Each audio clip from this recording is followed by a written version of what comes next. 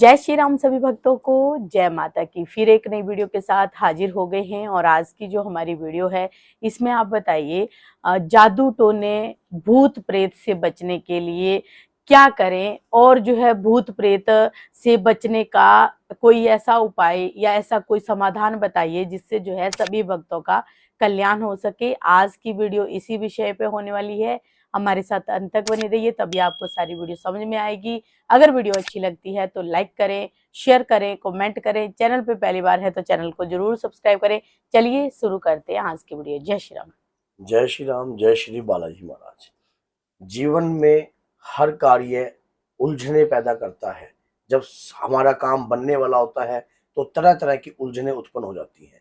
कोई हम भूत प्रेत के सताए हुए होते हैं, कई बार जादू टोने के सताए हुए होते हैं, या कई बार कई घर में ऐसी आपदाएं छोड़ी हुई होती हैं किसी व्यक्ति के विशेष के द्वारा, जिसके कारण हमारे जो जीवन है वो एकदम बेकार हो जाता है। आज मैं कुछ ऐसे 7 प्रकार की आपको बताऊंगा जो आपने कार्य करने हैं। वो 7 प्रकार के कार्य है अपने घर के अंदर, अपने जीवन के अंदर आप कभी भी बंद मत करना। बड़े से बड़ा जादू टोना आपके ऊपर हैवी नहीं होगा, किसी भी प्रकार की करी हुई क्रिया आपके ऊपर हैवी नहीं होगी, कोई जादू टोना आपका बुरा नहीं कर पाएगा। ऐसा क्या है इन 7 कार्यों में? क्योंकि हम जो जिंदगी जी रहे हैं अपने परिवार के लिए जी रहे हैं, और इस परिवार को बचाने के लिए ही हम दिन रात मेहनत करते हैं ताकि हम सुखमय आनंदमय जिंदगी को हम जी सके।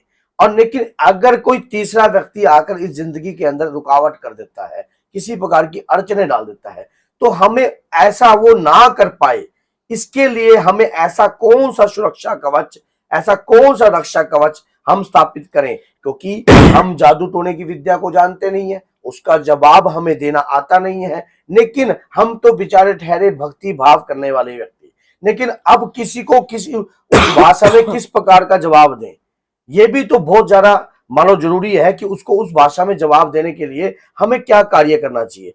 सबसे पहले आपको ये बात नोट कर लेना, आप कागज पेन ले लीजिए, जो मैं आपको बता रहा हूं आप नोट कर लेना।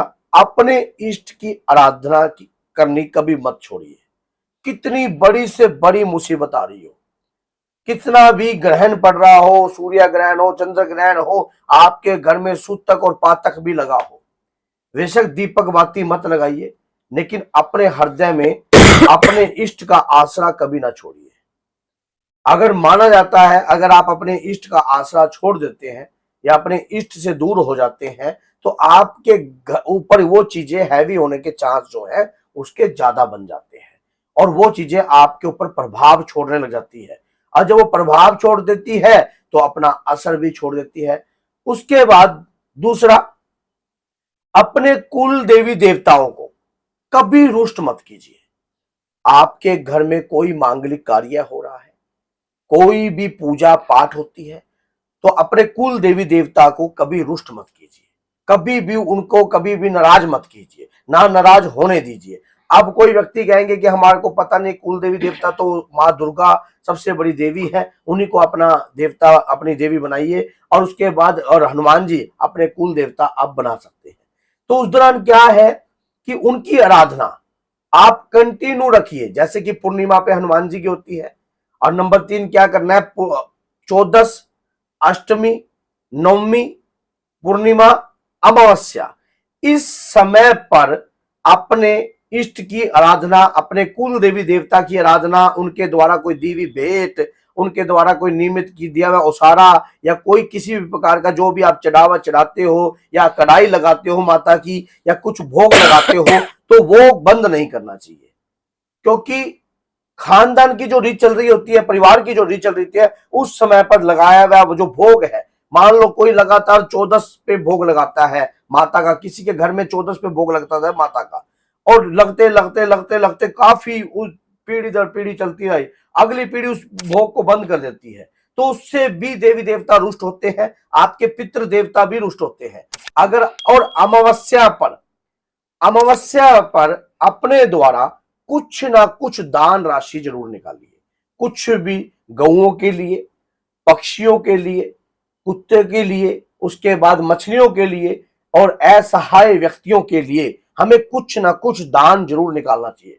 माना जाता है कि अपनी आय का दशांश अगर हमारा सदमार्ग पे लग जाए या सही कार्य पे लग जाए तो उसके दौरान हमारे ऊपर किसी भी प्रकार की नकारात्मक ऊर्जा हैवी नहीं होती।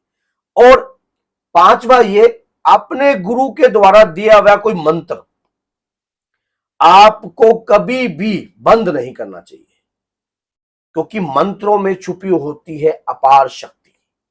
मंत्रों के अंदर छुपी हुई होती है गहर रहस्यमयी विद्या।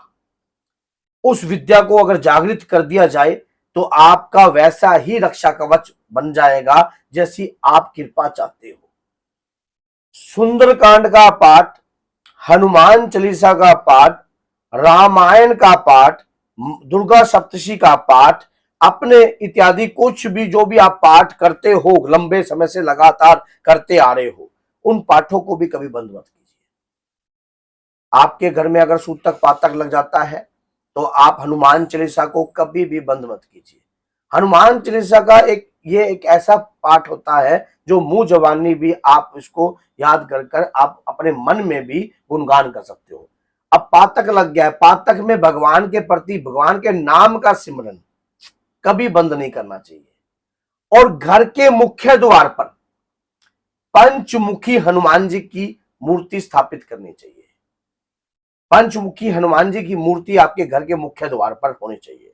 और अमावस्या, पूर्णिमा, होली, ग्रहण और दीपावली, इस समय पर अगर कोई आपको किसी भी प्रकार का मीठे का सेवन देना चाहता है या कोई मीठे का पान करवाना चाहता है, कुछ भी मीठा खिलाना चाहता है, तो उस प्रकार की चीजों का सेवन ना कीजिए। अगर करना जरूरी ही है तो आप पहले उसको थोड़ा सा पृथ्वी पर गिरिए या उसका गौ ग्रास निकालिए।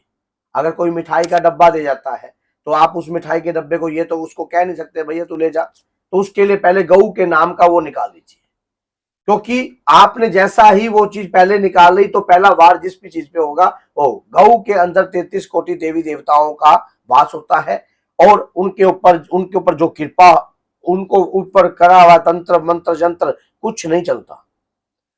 गऊ ग्रास आपके घर में और कुत्ते की रोटी ये नित्य ही निकलनी चाहिए। अगर बड़े बुजुर्ग सियाने व्यक्ति इस बात का बहुत ज्यादा उल्लेखन करते हैं, हमेशा ही ऋषि मुनि व गुरुजन से भी इस बात को आपने सुना होगा कि गौ ग्रास जिसके घर से निकलता है, समझ ले वहां पर परमात्मा की आस हमेशा रहती है। उस घर पर परमात्मा स्वयं उस घर का निवाला खाने के लिए आते हैं किसी न किसी रूप में। और कुत्ते का अगर रोटी निकलती है तो अकाल मृत्यु से जो भय है आपका, उससे भय रहित रहते हो आप। अकाल मृत्यु नहीं होती, घर में किसी भी प्रकार की तंत्र मंत्र यंत्र कोई भी क्रिया जो है वो काम नहीं करती है अगर कुत्ते को रोटी भी दी जाती है। कुछ ये बातें थी, अगर ये बातें आपकी निकलती हैं और रेगुलर आपके साथ आप ये चीजें करते हो, बड़ी से बड़ी तंत्र यंत्र विद्या कुछ भी हो, नाम शक्ति लड़ेगी, पितृ शक्ति लड़ेगी और आपकी कुल देवी देवता की शक्ति भी लड़ेगी आपके लिए। लेकिन जब आप अपने कर्म पर नित्य हो, अगर आप अपने कर्म पर नित्य हो तो ये सभी शक्तियां आपके प्रति कार्य करती हैं। तो बोलिए जय सीताराम, जय श्री बालाजी महाराज, जय माता।